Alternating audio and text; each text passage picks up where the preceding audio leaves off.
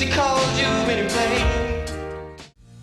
I only wanted one time, see you laughing. The arena was silent for just a moment. Then came the first chords, slow, haunting. The sound of a man pulling the strings of his heart for thousands of strangers. Prince stood there, framed in purple light, almost motionless, except for his guitar. When he opened his mouth, it wasn't just singing, it was confession. The song was Purple Rain, and it didn't just echo across the stadium. It echoed across the world. It became his anthem, his calling card, and his greatest gift to music. Generations have held onto it, played it at weddings, funerals, even protests. To many, it feels almost spiritual. But the truth behind Purple Rain wasn't divine. It wasn't a fairy tale about success or fame. Years later, when Prince was 34, he pulled the curtain back just enough to reveal something almost no one expected. He admitted the song wasn't just a masterpiece. It was a wound, and it came from love, not a sweet, innocent love story. Not a quiet romance hidden away from the public eye, but a love so powerful, so consuming, that it nearly destroyed him. That one revelation left fans and even those close to him asking, who was he talking about? Who left the kind of scar that could turn into purple rain? Some have their theories, some swear they know. But Prince never gave the full truth away, and maybe that was the point. So now we're left with questions. What really happened in Prince's world when he wrote Purple Rain? Why did it take him years before opening up about it? And could it be that the very love that broke him also made him immortal? Stay with me, because once you know the story behind this song, you'll never hear it the same way again. You're watching RetroWaves, the place where the untold stories of music finally come alive. Here, we go past the headlines, past the rumors, and into the truths and mysteries that shape the legends we thought we knew. If you've ever felt chills hearing a song but didn't know why, if you've ever wondered what was happening in the lives of the artists who changed the world with their voices, then you're in the right place. So before we dive deeper into Prince's most personal masterpiece, take a moment to hit subscribe, ring that notification bell, and give this video a like if Purple Rain ever meant something to you. Because what you're about to hear is not just history, it's heartbreak, it's mystery, and it's the kind of story you'll only find here in RetroWave. Now, let's step into the world of Prince. In the early 1980s, Prince was already a force, but he wasn't yet the untouchable icon that history remembers. He was ambitious, restless, and determined to create something bigger than himself. Something that would put Minneapolis and his own name on the map forever. The project that would make or break him was Purple Rain. It wasn't just another album. It was a soundtrack to a film, a semi-autobiographical story that mirrored his struggles with fame, control, and love. He knew if it failed, everything he had worked for could vanish overnight. And yet, in the middle of the rehearsals, the long nights in the studio, and the endless pressure, something personal slipped into the music. On the surface, Purple Rain was perfection. The film was a hit, the album sold millions, and the title track turned into a cultural landmark. People saw Prince as unstoppable, confident, even invincible. But music doesn't lie. Sometimes it reveals more than the artist wants to admit. And when Prince was 34, he admitted that the truth of Purple Rain was heartbreak. It wasn't just about grandeur or spiritual imagery. It was about a relationship, one that shook him to his core. Here's what we know for sure. Prince said the song reflected a love that almost destroyed him, but he never gave away the name. He spoke in fragments, in riddles, enough to tease the truth, but not enough to settle it. Some of those closest to him believed it had to do with Wendy Melvoin, the guitarist from The Revolution, whose playing helped shape the song into what it became. But others whispered it was really about her twin sister, Susanna Melvoin, who Prince had a deep and complicated relationship with during the same period. And here's where the line between fact and rumor gets blurry. Some stories have never been confirmed. Some say Prince used the song as a way to deal with heartbreak he couldn't face directly. Others say it was about something larger, the collapse of relationships, the fear of loss, and even the end of the world. Since Prince himself once described Purple Rain in apocalyptic terms, what we know for certain is this: Purple Rain carried pain, and the man behind it, for all his genius, was wrestling with love, loss, and the price of opening his heart.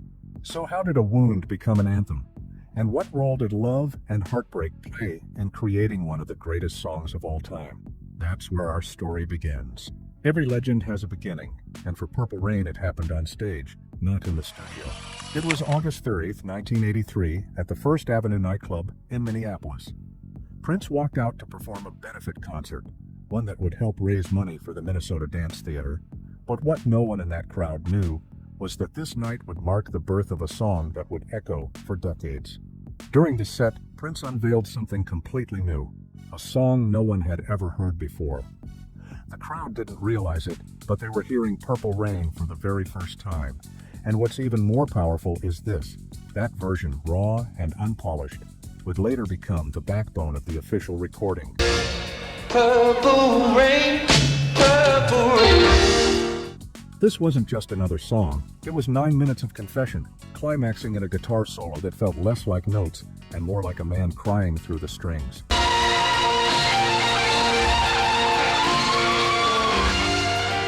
Behind him was Wendy Melvoin, only 19 at the time, playing the opening chords that would set the stage for history. Wendy's contribution is confirmed. It was her guitar part that gave Purple Rain its haunting entry. Prince later said that the song came alive the moment she played those chords. But here's where things get personal. Prince would later reveal that this song wasn't just an anthem. It was about heartbreak, a love that left him shattered. So as the crowd screamed in awe that night in Minneapolis, what they were really hearing was Prince working through his pain in real time. The wound was already there. The question was, who caused it? Prince was never short of admirers, but his relationships were rarely simple, and often they became tangled in his music. Around the time Purple Rain was born, two women were at the center of his world: Wendy Melvoin, his bandmate, and her twin sister, Susanna. With Wendy, the bond was musical. Their collaboration was electric. She gave him sounds, ideas, and support that helped transform his vision into reality. That's not rumor, that's fact, backed by both Prince's words and Wendy's own accounts in interviews. Purple Rain wouldn't have been the same without her. But with Susanna, the connection was different. It was personal, romantic. Prince and Susanna began a relationship in the mid-'80s, and while some details remain private, what we know is that their bond was deep, passionate, and complicated. Here's where rumor and speculation creep in. Some say Purple Rain was really about Susanna, that their relationship was filled with highs and lows that left Prince both inspired and devastated. Prince himself never said her name in connection to the song, but the timing of their romance, overlapping with the creation of Purple Rain, makes it a theory fans and insiders still discuss today. Others insist that the song wasn't about one person at all, but about loss in a broader sense. The collapse of love, the fear of goodbyes, even the fear of the world ending. Prince himself once described Purple Rain in spiritual terms. When there's blood in the sky, red and blue come together, that's purple. Purple Rain pertains to the end of the world and being with the one you love. So which was it? A cryptic warning about the end times, or the echo of a personal heartbreak? Maybe it was both. Fast forward to the early 1990s. Prince was 34 years old, and by then he was more than a star. He was a global icon. He had conquered music, film, and fashion. But with fame came pressure, loneliness, and the scars of relationships that hadn't survived the weight of his genius. It was around this age that Prince finally admitted something that had been hidden beneath the surface for years. He revealed that Purple Rain wasn't just a masterpiece, it was born out of heartbreak, out of a love that almost destroyed him. But here's the part that left fans restless. He never gave the full story. No names, no details, just the truth that the song was tied to pain. That single confession changed the way people saw the song. Suddenly, the soaring chorus wasn't just uplifting, it was tragic. The guitar solo wasn't just electrifying, it was mourning, and the line, "I never meant to cause you any sorrow, I never meant to cause you any pain," hit differently. I never meant to cause you any sorrow. Even those closest to Prince had their own guesses. Some pointed to Susanna. Some pointed to relationships we may never even know about. But the one undeniable fact is this: Purple Rain carried the weight of his heartbreak, and at 34, Prince chose to let the world know it. Which leaves us with the same question fans have asked for decades. Was Purple Rain about one woman, or was it about something bigger, a pattern of love and loss that Prince never escaped? Whatever the answer, one thing is certain, that heartbreak made him immortal. When Purple Rain exploded onto the world in 1984, Prince seemed unstoppable. The film was a box office success, the album topped charts worldwide, and the title track became a song people clung to in their darkest and brightest moments. But what the world didn't see was the cost. Behind the spotlight, Prince's personal relationships were crumbling. Fame came with a wall of demands, tours, interviews, constant pressure to deliver something new. Friends who had once been close began to feel distant, and romantic partners often struggled to keep up with his pace. One confirmed fact is that Prince's relationship with Vanity, a singer and actress who was supposed to star in the Purple Rain film, fell apart just before production. Prince replaced her with Apollonia Cotero, creating the love story that audiences saw on screen. But in real life, the love story was very different. Vanity herself later admitted their relationship was passionate but volatile, and Prince's control over his projects often spilled into his personal life. Some fans have speculated, and this is rumor, not confirmed, that Vanity's departure from both the film and his life left a mark on Purple Rain, shaping the emotions that bled into the song. While we can't say for certain, the timing suggests her absence may have deepened the wound Prince carried during that period. So while the world saw triumph, behind the curtain, Prince was already living the lyrics he sang. I never meant to cause you any sorrow. I never meant to cause you any pain. After Purple Rain became an anthem, Prince could never escape it. Night after night, concert after concert, fans demanded it. It was the moment people waited for, the purple lights, the long guitar solo, the haunting vocals. But for Prince, performing it meant revisiting the wound again and again. Band members and close collaborators have confirmed that the song took an emotional toll on him. It wasn't just a hit to perform, it was a memory, a confession he had to relive. Even decades later, when he performed it at the Super Bowl halftime show in 2007, the song carried the same weight. Rain literally fell from the sky that night, making the performance legendary. But those who knew Prince best said that Purple Rain was never just a show for him. It was personal every single time. And this is something Prince himself admitted indirectly. At 34, when he revealed that the song came from a love that nearly destroyed him, he confirmed what many already suspected. This wasn't just music. It was his story. Some insiders whispered, and again, this is rumor, that Prince sometimes avoided playing it in private rehearsals because of the emotions it stirred. Yet when the world was watching, he always delivered it, as if carrying the weight of everyone's heartbreak, not just his own. And maybe that's why the song still feels alive today. Because when Prince sang Purple Rain, he wasn't just performing, he was reliving. To understand the emotional roots of Purple Rain, we have to return to one of the women most closely tied to that era of Prince's life, Susanna Melvoin. Unlike Vanity, Susanna wasn't just a collaborator or co-star. She was someone Prince truly let into his private world. Their relationship blossomed in the mid-'80s, around the same time Purple Rain was becoming a global phenomenon. By all verified accounts, they were deeply connected. She inspired him, she challenged him, and their love became one of the most important of his young career. But the relationship was not without struggle. Prince's relentless schedule and his perfectionism often left little room for personal life. Susanna has spoken in interviews about the difficulty of being close to him, about how his intensity could be both magnetic and overwhelming. Many fans believe, though it has never been officially confirmed, that the heartbreak Prince later spoke of at 34 was about Susanna. Some point to the fact that Prince even proposed to her at one point, and that their relationship ended before marriage, leaving both with scars. Others argue that the song was written before their romance fully developed, making it unlikely that she was the direct inspiration. What is confirmed, however, is this. Susanna remained a major figure in Prince's story both personally and musically. And whether or not she was the love that destroyed him, her presence during the Purple Rain years means she was part of the landscape that shaped the song's emotional power. And perhaps that's the mystery Prince wanted, to never give one name. To keep the truth hidden so the song could belong to everyone who had ever been broken by love. For many artists, a hit is a blessing. For Prince, Purple Rain was both a blessing and a shadow. Everywhere he went, it followed him.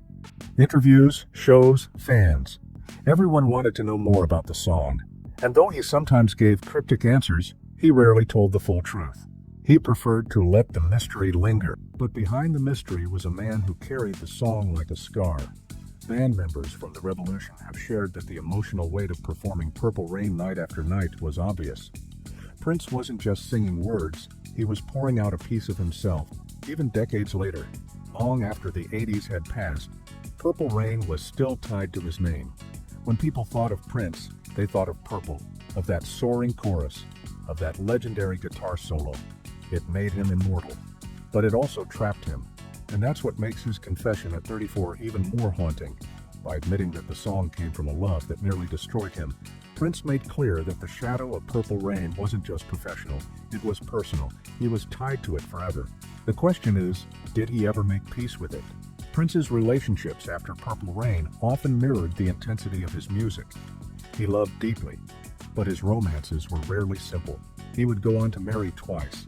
First to his dancer Maite Garcia in 1996, then later to Canadian businesswoman Manuela Testolini in 2001. Both marriages eventually ended, and Maite later revealed in her memoir that their love was filled with joy but also tragedy, including the heartbreaking loss of their only child. These later relationships proved that Prince never stopped searching for love, even after being burned by it.